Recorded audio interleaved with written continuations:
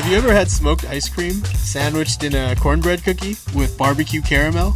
No? Stay with me. This is filthy delicious. Smoke your cream and milk low and slow, 30 minutes. While it smokes, build that cornbread cookie. Corn flour, corn powder, sugar, butter, press it flat and bake it golden. Now a twist. Caramel gets hit with KC barbecue sauce.